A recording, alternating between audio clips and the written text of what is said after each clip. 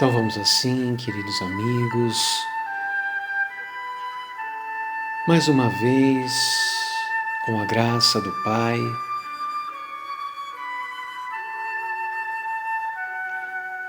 nos conectando a esse amor maior,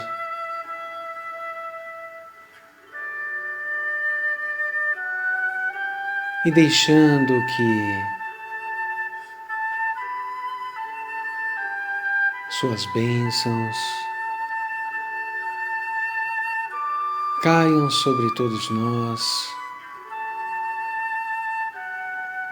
trazendo a paz, o lenitivo, a força espiritual,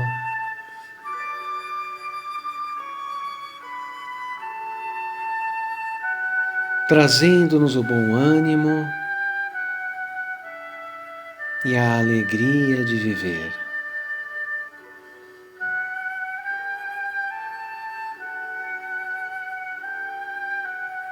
A coragem de recomeçar a cada dia,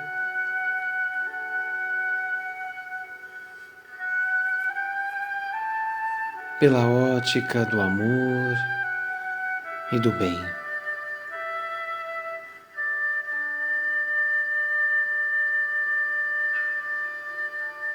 Que nosso Senhor Jesus Cristo possa assim nos abençoar e fortalecer, e que por meio do estudo possamos refletir sempre, nos aprimorar sempre,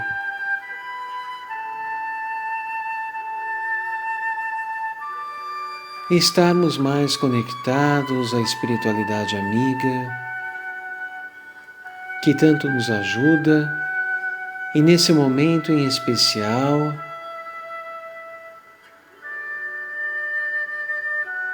encontra-se tão próxima de nós, desejosos do nosso progresso, do nosso aprimoramento, nas lições do Mestre Jesus, nas lições desta doutrina bendita que nos faz recordar este mesmo Evangelho. Possamos ser gratos a esse Pai por tudo que somos, por tudo que nos permite ter,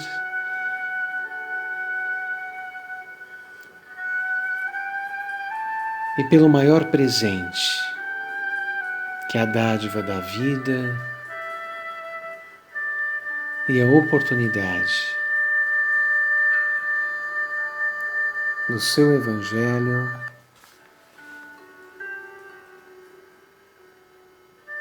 em nossos corações. E é nesta profunda paz que nós agradecemos profundamente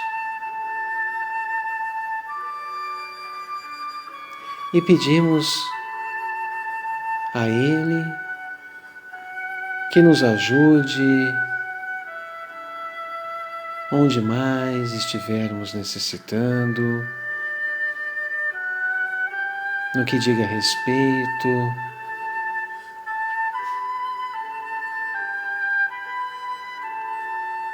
a alguma virtude,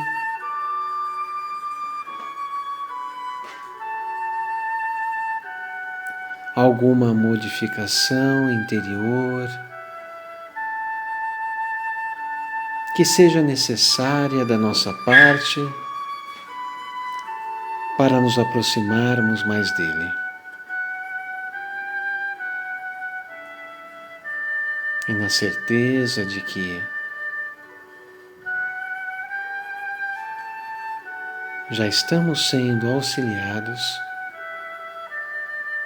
é que dizemos: Pai nosso que estais nos céus, santificado seja o vosso nome, venha a nós o vosso reino, seja feita a vossa vontade, assim na terra como nos céus.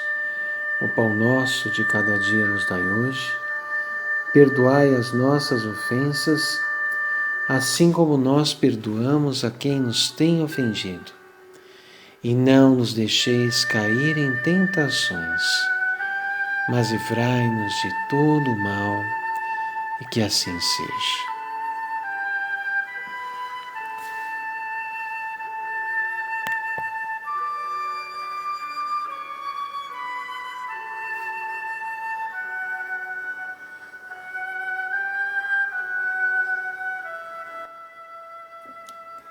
Olá pessoal, como estão? Espero que bem, espero que estejam passando da melhor forma possível por esse momento, por essa prova, por essa experiência difícil para todos, porém possível para todos nós. Lembrando-nos de que Deus não faz as provas superiores às forças daquele que as pede, Ele só permite aquelas que podem ser cumpridas. E é assim que nós queremos seguir, firmes, confiantes, esperançosos, que logo, logo estaremos juntos novamente e unidos nesta corrente de vibração, de sintonia positiva, de conexão com o alto, para que nós possamos receber sempre fortalecimento espiritual e as orientações, as intuições que tanto necessitamos para o nosso aprimoramento.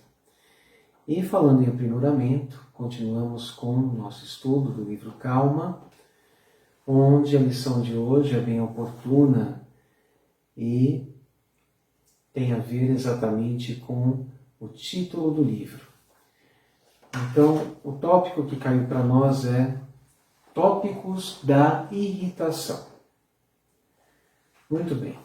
Se a irritação já se te fez um hábito, pensa nas vantagens dela para que te livres de semelhante desajuste espiritual.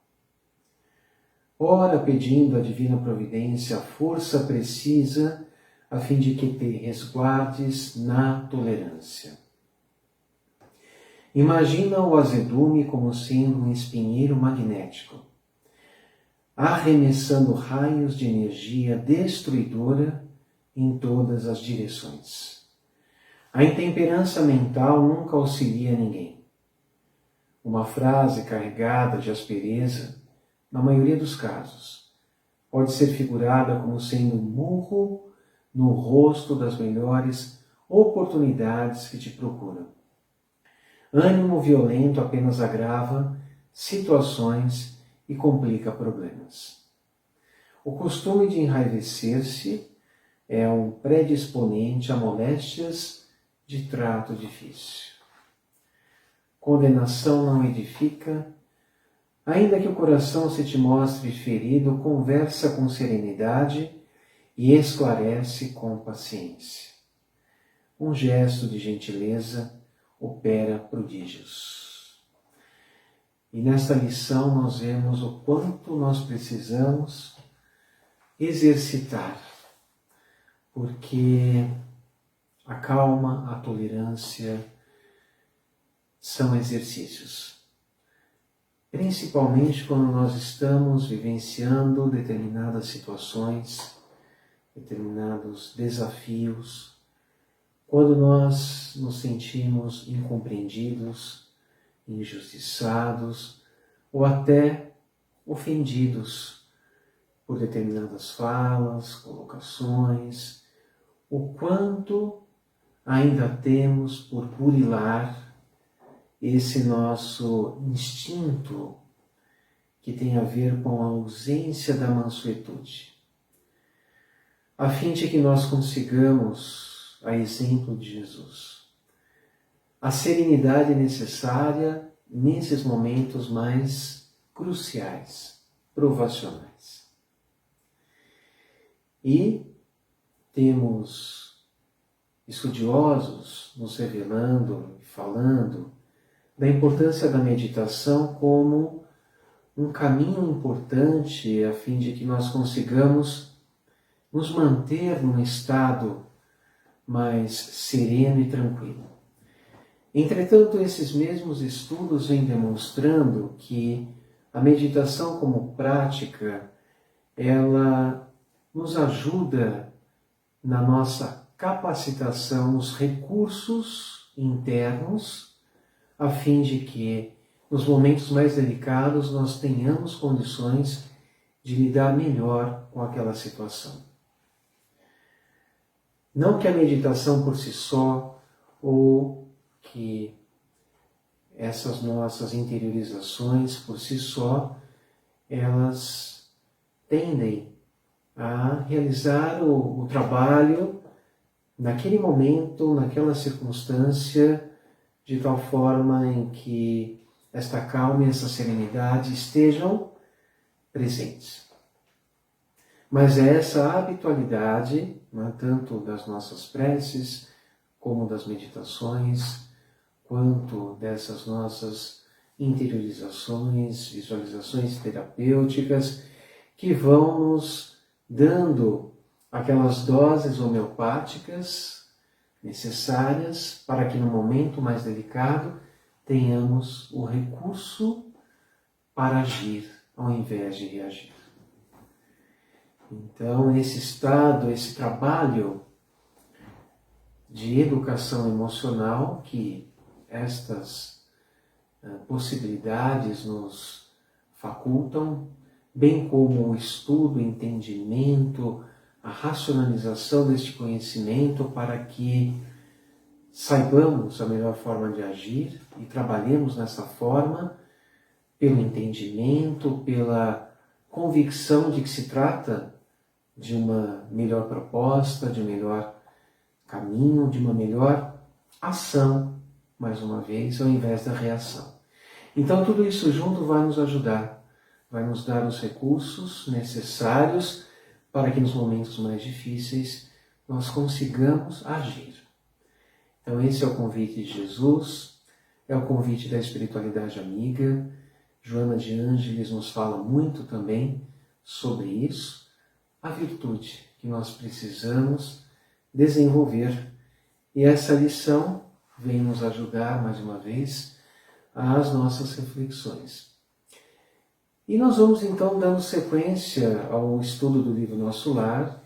Nós estamos hoje no capítulo 25, Generoso Alvitre, ou Conselho Generoso, e nós vamos extrair um ponto fundamental deste capítulo, porque na realidade cada capítulo traz uma beleza rara, uma beleza singular, onde nós vamos aprendendo cada vez mais nuances da vida no mundo espiritual e também da vida moral, que vale para as duas expressões da mesma vida, tanto na condição de encarnados quanto na de desencarnados. E hoje nós vamos aprender com André Luiz, onde numa conversa muito amorável com a mãe de Lísias, ela vem trazer um conselho auxiliando na sua continuidade da tarefa daquele momento para frente, em que possibilidades maiores lhe foram dadas para que ele pudesse deixar que este talento que ele já possuía, esse desenvolvimento intelectual, bem como esse caráter investigativo que o cientista André Luiz carregou com ele no mundo espiritual, pudessem auxiliá-lo nesse trabalho que ela vem nos ensinar, iria muito além da simples observação, mas um trabalho em que aprendizados expressivos o aguardavam. E é isso que nós vamos então perceber nesse diálogo, em que ela começa dizendo: André, pedi ao nosso amigo Rafael, funcionário da regeneração, que passasse por aqui. Você poderá ir com ele ao novo ministério. Rafael é amigo antigo de nossa família e vai apresentar você em meu nome ao ministro Genésio. Não saberia explicar como fiquei contente, replicou André. Meu irmão, deixe-me dar-lhe alguns conselhos para o futuro. Creio que a colaboração maternal sempre vale alguma coisa. E como sua mãe não vive em nosso lar, tomo para mim a satisfação de orientar você nesse momento. Muito obrigado, respondi emocionado. Nunca saberei como demonstrar o quanto estou reconhecido por sua atenção. Então, Dona Laura acrescenta: estou sabendo que você pediu trabalho há algum tempo. Sei também que não conseguiu nada de imediato e que recebeu mais tarde a necessária autorização para visitar os ministérios que nos ligam mais diretamente à Terra. É justamente sobre isso que quero lhe dar alguns conselhos. Falo com o direito de quem tem mais experiência. Com essa autorização nas mãos, abandone qualquer curiosidade. Não queira ser como a mariposa que vai de lâmpada em lâmpada. Sei que seu espírito de pesquisa intelectual é muito forte. Médico estudioso, apaixonado pelas novidades e os mistérios, será muito difícil adaptar-se à nova posição. Mas não se esqueça que poderá conseguir maiores e mais nobres benefícios que a simples análise das coisas. Então aqui ela recomenda a não curiosidade meramente, mas sim esse olhar que deve estar imbuído desse espírito de serviço antes desse labor investigativo. E aqui ela faz uma consideração importante quando ressalta que a condição de médico na Terra poderá proporcionar alguns entraves ao André Luiz nessa nova trajetória no mundo espiritual. E, inclusive, ela deixa bem claro e notório quando ela diz que será muito difícil adaptar-se à nova posição. Então, sabemos que houve um tempo significativo a fim de que ele conseguisse, de alguma forma, ir se despojando do apego ao título, do conhecimento que ele teve aqui. E, no mundo espiritual, uma nova proposta se vem aos olhos de uma maneira diferente da qual ele estava habituado aqui. É descortinada uma nova perspectiva de trabalho. Um trabalho em que as profissões não têm pesos diferentes. Em que o labor pautado no amor é que dita, de fato, a realização, a alegria no cometimento desse trabalho. Então ela vai continuar dizendo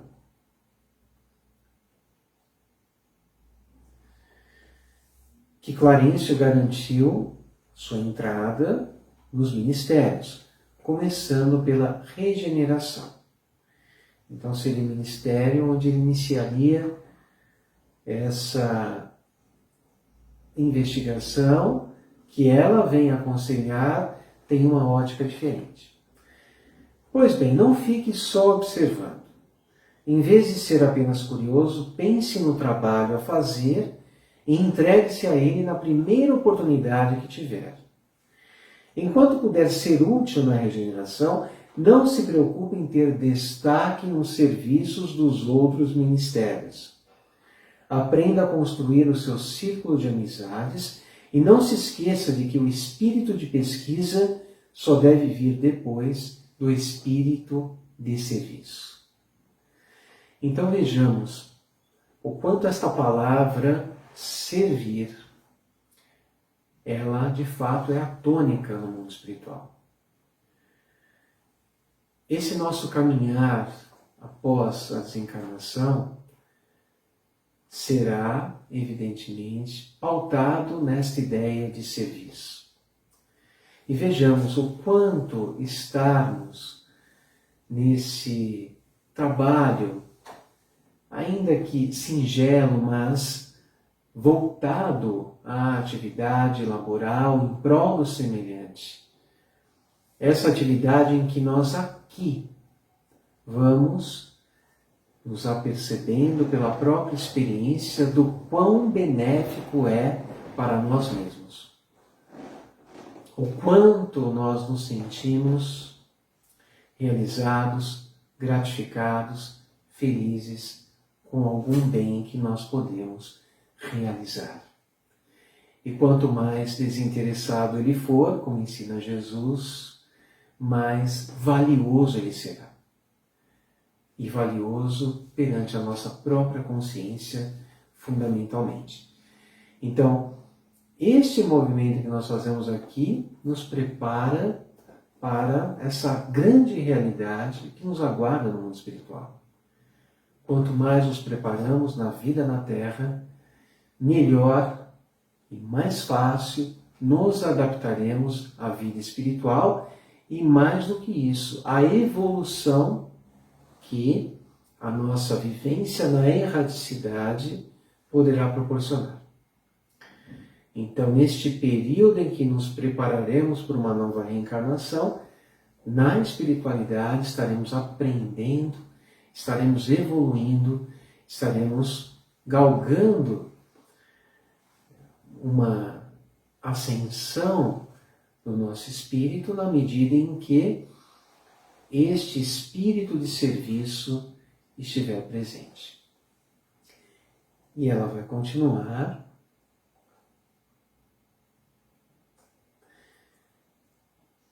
Pesquisar o trabalho dos outros sem procurar o bem comum pode ser atrevimento criminoso. Nas construções terrestres, muitos fracassos começam com este desvio. Todos querem observar, mas poucos se dispõem a fazer. Só o trabalho digno dá ao espírito o merecimento de que precisa para alcançar novos direitos. O Ministério da Regeneração está cheio de serviços pesados. Por ali se localiza a região mais baixa de nossa colônia espiritual. De lá saem todas as turmas destinadas aos trabalhos mais difíceis. Mas não se considere humilhado por realizar tarefas humildes. Então veja, conhecendo André Luiz e sabendo das dificuldades que naturalmente ele encontraria, ela o adverte nesse sentido. Porque é muito difícil nós desconstruirmos uma persona, uma ideia, esta que é constituída a partir da nossa própria personalidade, quando isso está, de alguma maneira, distante daquilo que em essência somos.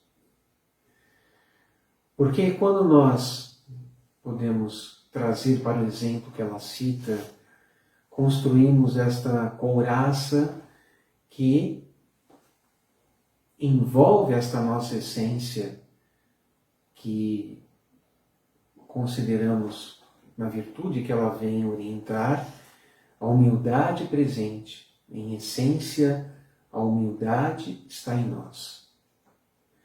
O nivelamento está em nós. Esta certeza e convicção de que não somos melhores nem piores e de que todos somos irmãos. E isto está em nós, porque é na nossa consciência que está escrita a lei de Deus, e a lei de Deus é amor, como aprendemos na questão 621 do Livro dos Espíritos. Agora, ao longo da nossa trajetória evolutiva, nós precisamos, foi necessário, aprender a sobreviver, aprender a nos defender. E muitas vezes nós nos defendemos, por exemplo, atacando. Então, é o medo de sermos atacados que muitas vezes nos leva a atacar. Então vejamos como esses nossos instintos, sobretudo de conservação da vida, que vão de alguma forma criando os mecanismos de defesa e sobrevivência, e que se nós não permitirmos que esta essência esteja se sobrepondo a esta couraça da personalidade, muitas vezes enfrentaremos dificuldades, tais como André Luiz estava na iminência de enfrentar, mas uma boa alma veio em seu encontro, já o prevenindo e trazendo essas orientações importantíssimas para que ele já pudesse ir se preparando para este aprendizado que o esperava. E é claro que mesmo com entendimento, isso não quer dizer que nós não tenhamos a dificuldade na execução da virtude ou das virtudes que estão na nossa essência, no nosso ser espiritual, na nossa centelha espiritual. Então nós vamos percebendo o quanto é necessário deixar que este ser se sobreponha aos nossos instintos. Porque quando nós pensamos no amor, nós estamos pensando na nossa centelha divina.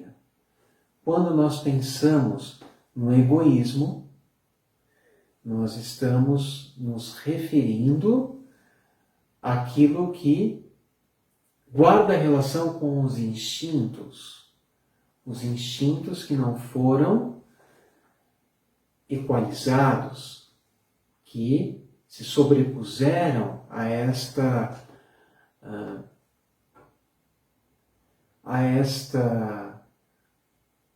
essência a qual o instinto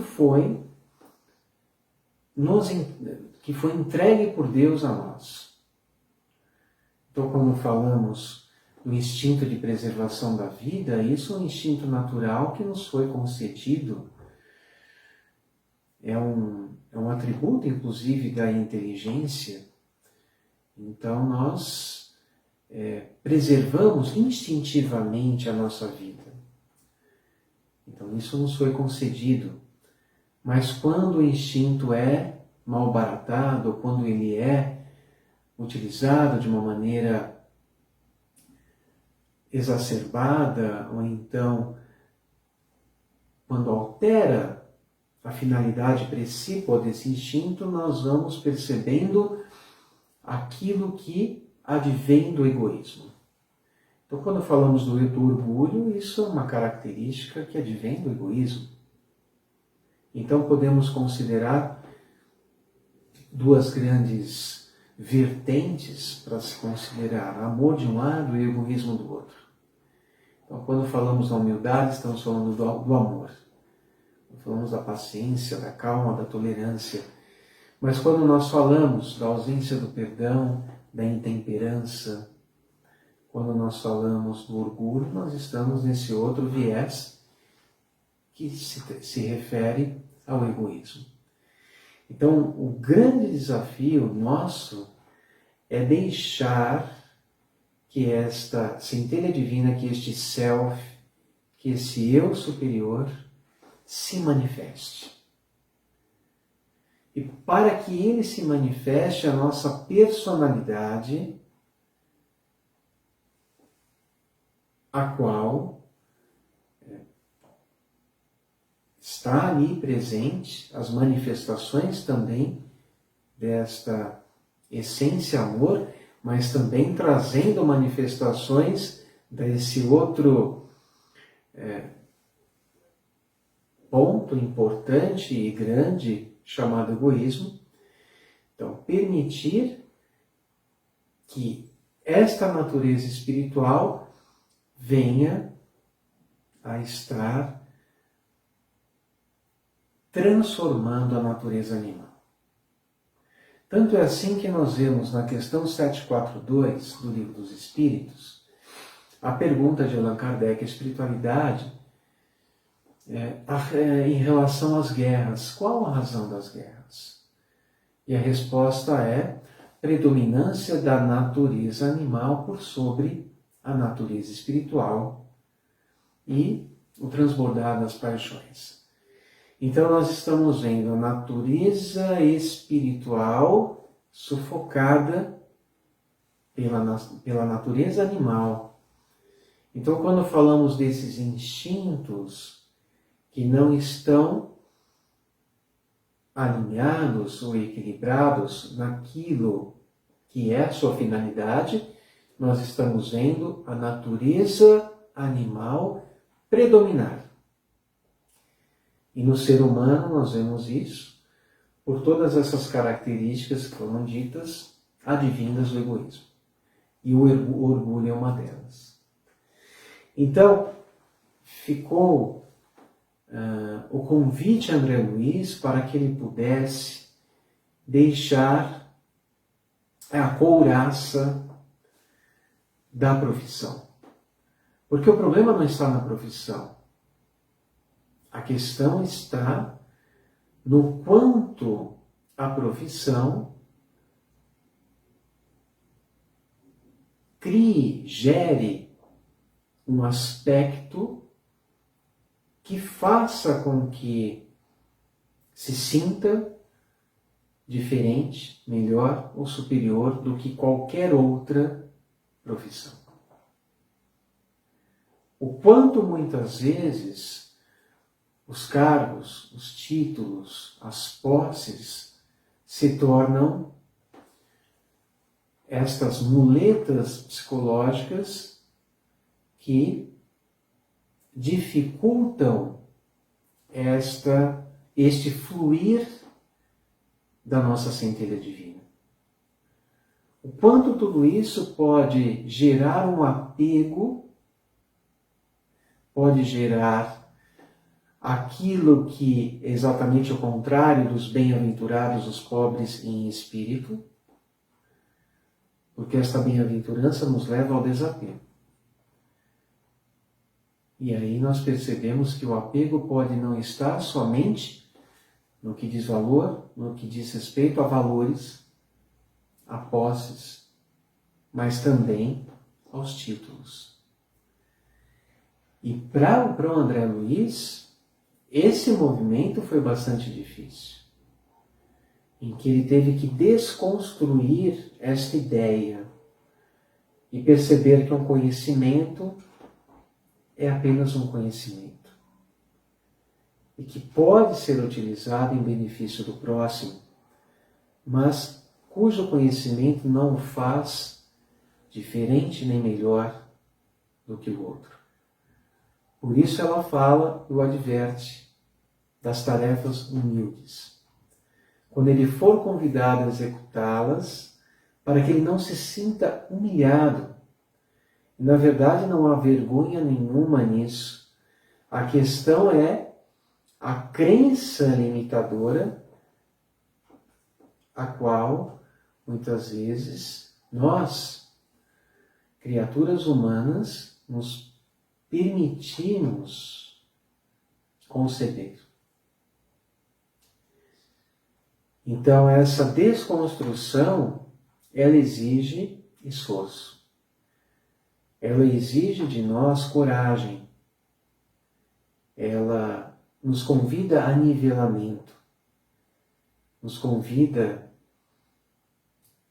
a olhar ao outro como alguém que é tão importante, tão valioso, tão precioso como nós também somos, independentemente do nível evolutivo do outro.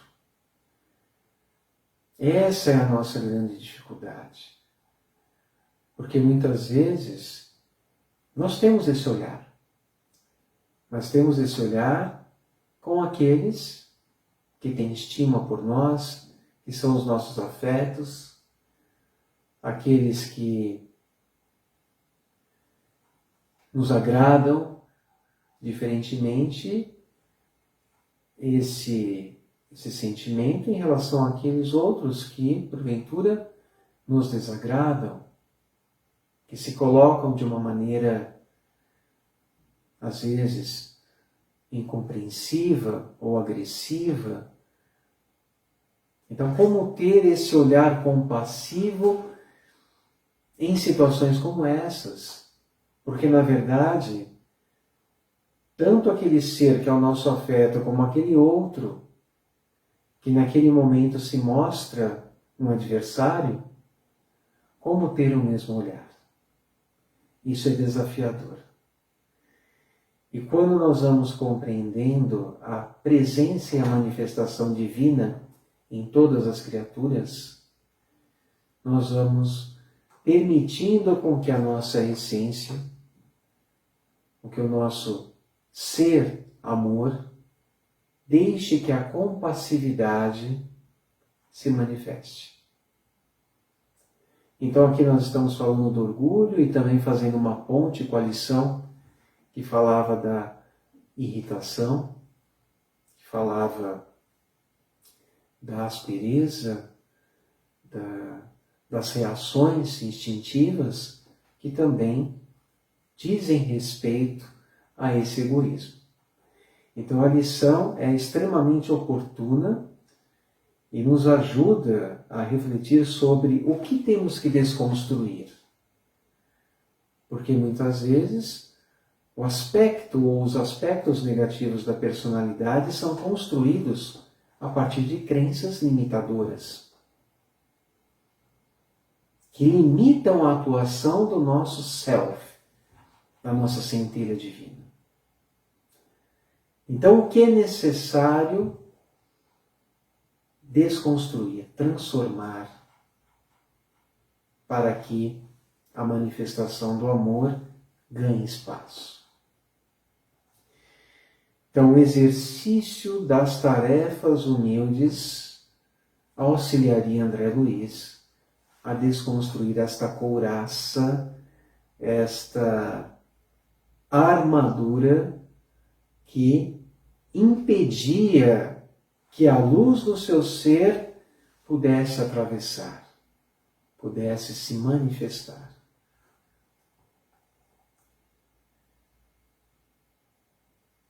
Lembre-se de que em todos os planos terrestres, desde o físico até o mais elevado, o maior trabalhador é o próprio Cristo, que não se recusou a lidar com o serrote numa carpintaria. Então, o exemplo de Jesus, o seu nascimento na manjedoura,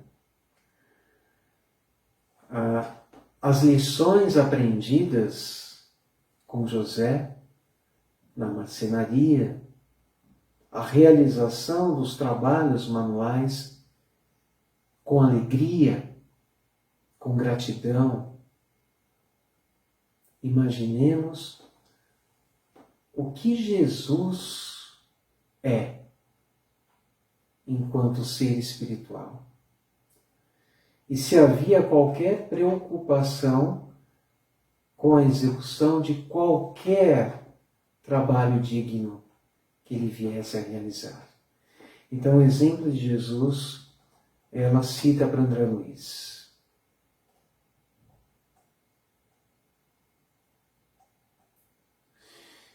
E o ministro Clarencio gentilmente autorizou você a conhecer, visitar e analisar os ministérios. Mas você pode, como trabalhador de bom senso, transformar observações em atividade útil. É possível que neguem a alguém uma determinada tarefa por haver outra pessoa mais especializada para fazê-la. Mas ninguém se recusará a aceitar a colaboração de um espírito de boa vontade, que ama o trabalho pelo prazer de servir. Então, o trabalho sempre será oferecido àquele que está disponível para o trabalho, não para este ou para aquele outro, mas sim aquele que abraça o trabalho pelo prazer do serviço. Meus olhos estavam úmidos. Aquelas palavras ditas com carinho maternal caíam como bálsamo em meu coração. Poucas vezes na vida senti tanto interesse sincero por mim. Esse conselho calou fundo em minha alma e, como se quisesse adoçar conceitos importantes com amor, Dona Laura acrescentou com carinho: a coisa mais nobre que nosso espírito pode aprender é a ciência de recomeçar. Vou repetir essa frase que é belíssima. A coisa mais nobre que nosso espírito pode aprender é a ciência de recomeçar. São muito poucas as pessoas que entendem essa ciência na Terra. Temos alguns poucos exemplos encarnados nesse sentido. Mas é preciso lembrar do exemplo de Paulo de Tarso, doutor do Sinédrio, esperança de um povo por sua cultura e juventude, alvo da atenção de todos em Jerusalém, que um dia voltou ao deserto para recomeçar sua experiência como tecelão rústico e pobre. Muito obrigada, meu irmão, disse ela. Não creio que você veio para esta casa por mera casualidade. Estamos todos ligados por laços de amizade muito antigos. Logo voltarei à terra. Entretanto, vamos continuar unidos pelo coração. Espero vê-lo animado e feliz antes de partir. Faça desta casa o seu lar, trabalhe e anime-se confiando em Deus. Levantei então os olhos molhados e olhei seu rosto carinhoso. Senti a felicidade que nasce dos afetos puros e tive a impressão de conhecê-la de velhos tempos, embora não conseguisse identificar seu carinho em minhas memórias distantes. Afinal, nada é por acaso e as pessoas não se unem também por acaso. Reencontros de almas afins. Vá pensando em Jesus, André. Trabalhe para o bem dos outros, para que possa encontrar o seu próprio bem. E nós encerramos então com esta frase, para que fique guardada em nossos corações, nos dando um incentivo e a força de prosseguirmos os nossos trabalhos, na nossa proposta de servir com Jesus, onde formos chamados, com humildade, com alegria, com bom ânimo, pelo prazer de servir, pelo desejo de sermos úteis, porque é sendo útil, é fazendo bem ao outro que nós estamos, como aprendemos, fazendo bem a nós mesmos. Então ela diz, trabalhe para o bem dos outros, para que possa encontrar o seu próprio bem.